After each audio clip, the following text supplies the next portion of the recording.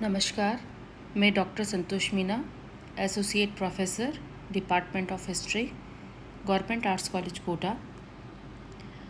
आज के इस व्याख्यान में हम विश्व का इतिहास का एक प्रमुख टॉपिक लेंगे, अमेरिका की क्रांति या अमेरिका का स्वतंत्रता संग्राम।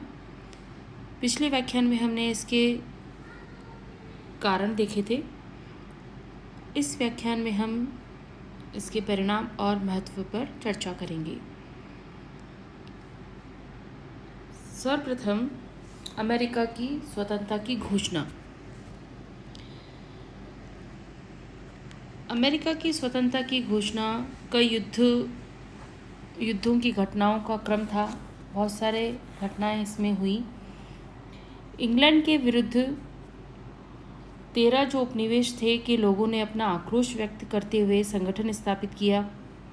5 सितंबर 1774 को राज्यों के प्रतिनिधि फिलाडेल्फिया में एकत्रित होकर इंग्लैंड के विरुद्ध संघर्ष पर विचार विनिमय किया। इसे प्रथम महाद्वीपीय कांग्रेस कहा जाता है। इस कांग्रेस ने इंग्लैंड के साथ सभी प्रकार का व्यापार बंद कर देने का निर्णय लिया। उपनिवेशों के प्रति इंग्लैंड की नीति परिवर्तन हेतु एक आवेदन पत्र जॉर्ज तृतीय, जो समय के राजा थे, को भेजा गया। एक पूर्ण स्वतंत्रता के लिए संघर्ष की तैयारी करने लगा, एक वर्ण करने लगा। 17 अप्रैल 1775 को लैंगिस्टन और काकार्ड में ब्रिटिश सैनिकों और उपनिवेशों के हथियारबंद स्वयं सैनिकों के मध्य युद्ध का आरंभ हुआ और अमेरिकी क्रांति का ये आरंभ था। 10 मई 1775 को दूसरी महाद्वीपीय कांग्रेस की बैठक फिलाडेल्फिया में हुई। 15 जून 1775 को क्रांति का नेतृत्व जॉर्ज वाशिंगटन ने किया। युद्ध प्रभावी हो जाने पर ब्रिटिश उपनिवेशों से जो ब्रिटिश सत्ता थी वो प्रभावहीन हो गई। अंततोगत्वा 4 जुलाई 1776 में कांग्रेस ने अमेरिकी स्वतंत्रता की घोषणा कर दी। स्वतंत्रता का घोषणा पत्र थॉमस जेफरसन की अध्यक्षता में गठित एक समिति ने तैयार किया और उन परिस्थितियों का उल्लेख हुआ जिसके कारण अमेरिकी क्रांति हुई थी। 13 उपनिवेशों का यह अमेरिकी स्वतंत्रता संग्राम 1779 ईस्वी से 1783 तक चला। फ्रांस ने प्रारंभ से ही 13 उपनिवेशों का पक्ष लेकर इंग्लैंड के विरुद्ध संघर्ष में प्रभावी एवं निर्णायक दायित्व का निर्वहन किया। वास्तव में फ्रांस 1763 ईस्वी में अपनी पराजय का इंग्लैंड से प्रतिशोध ले रहा था। स्पेन, हॉलैंड 1779 और 1780 में उपनिवेशों के पक्ष में आ गए। इस प्रकार 13 उपनिवेशों का पक्ष जो है वो सबल हो गया। 1783 में पेरिस की संधि हुई जिसके द्वारा ब्रिटिश सरकार ने 13 उपनिवेशों की स्वतंत्रता स्वीकार कर ली और संधि में निम्न शर्तें रखी गई। इंग्लैंड ने 13 उपनिवेशों की स्वतंत्रता स्वीकार कर ली, पहला। दूसरा है, इसमें इंग्लैंड ने स्वीकार किया कि अमेरिकी उपनिवेशों की सीमा अटलांटिक महासागर के तट से मिसिसिपी नदी तक तथा कनाडा व फ्लोरिडा की उत्तरी सीमा तक होगी। तीसरा है, इसमें उपनिवेशों के लोगों पर ब्रिटिश पूंजीपतियों के ऋणों की अदायगी की व्यवस्था की गई। चौथा है, न्यू फाउंडलैंड में अमेरिकियों को मछली पकड़ने का अधिकार दिया गया। तो ये कुछ प्रमुख घटनाएं थी जिससे कि अमेरिकी क्रांति में इसका योगदान रहा। अब है हमारे इसमें अमेरिकी क्रांति के परिणाम, क्या क्या इसके परिणाम हुए। इसमें सर्वप्रथम है नवीन युग या नवयुग का प्रभात। अमेरिका की जो क्रांति है वो विश्व की घटनाओं में एक प्रमुख घटना थी। इसे नवयुग का प्रभात या नवयुग का संदेश आदि नामों से भी जाना जाता है। और दूसरा है इसमें नव संविधान या नए संविधान और गणतंत्र की स्थापना। अमेरिका की क्रांति के संदर्भ में कार्ल एल बैकर ने कहा कि एक नहीं अपितु दो क्रांतियाँ इसमें सम्मिलित थी। एक बाह्य क्रांति थी जिसके अंतर्गत की उपनिवेशों में ब्रिटिश के विरुद्ध विद्रोह किया गया था, जिसका परिणाम उपनिवेशों और ब्रिटिश के मध्य आर्थिक हितों का संघर्ष था। दूसरा था इसमें आंतरिक क्रांति थी, जिसका प्रयोजन स्वतंत्रता के पश्चात अमेरिका के भविष्य की रूपरेखा तैयार करना था, और इसी रूपरेखा के अंतर्गत नया संविधान और गणतंत्र की स्थापना हुई। तो अमेरिका के क्रांति के पश्चात नए अमेरिका में गणतंत्र, जनतंत्र, संघवाद और संविधानवाद, इन 4 राजनीतिक आदर्शों को दुनिया के समक्ष रखा गया।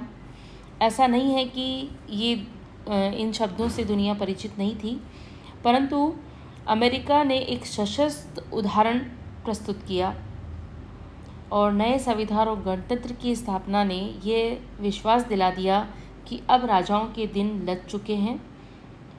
और अभी यद्यपि मताधिकार का अधिकार अभी सीमित था, कुछ लोगों को ही मताधिकार का अधिकार प्राप्त था, लेकिन ये अब चालू हो गया था। अब है आपके इसका राजनीतिक प्रभाव। इस क्रांति ने राजनीतिक जीवन को एक नया मोड़ दिया।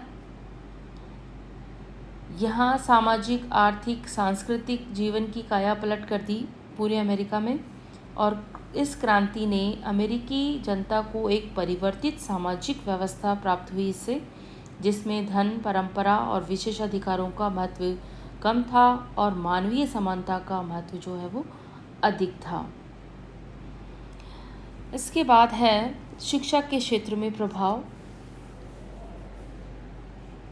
सबसे पहले अधिक शिक्षा का महत्व जो है वो अमेरिकी समाज ने समझा।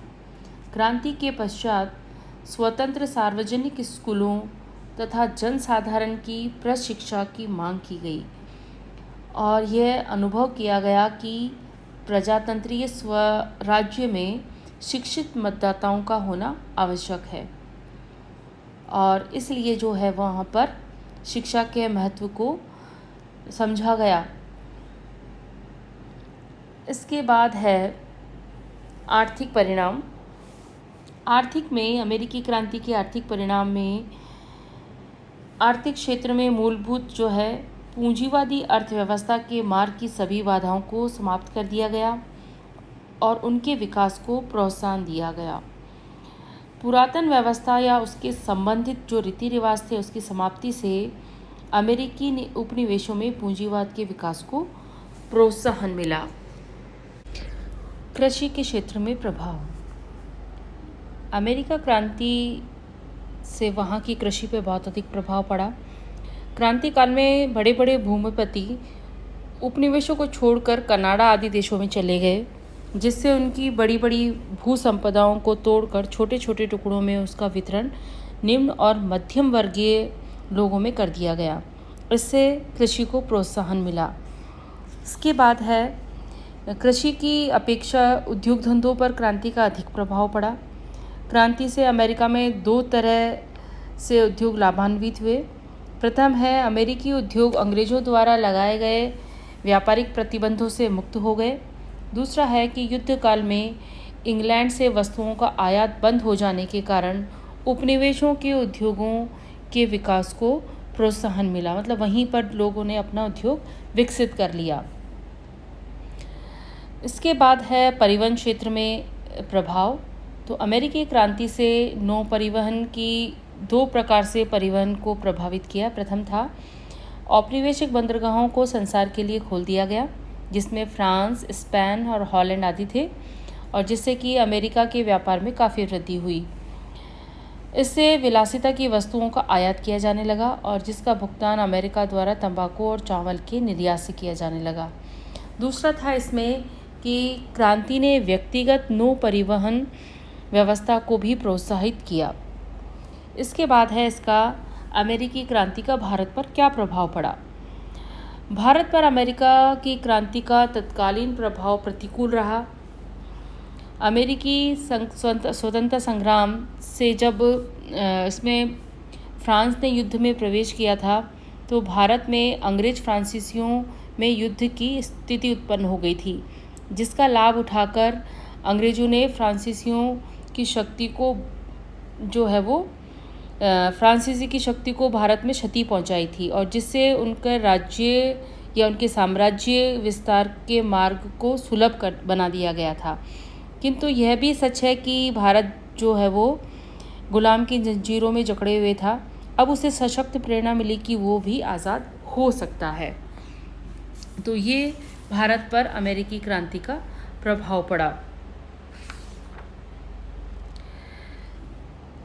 इसके बाद अमेरिका की क्रांति के फलस्वरूप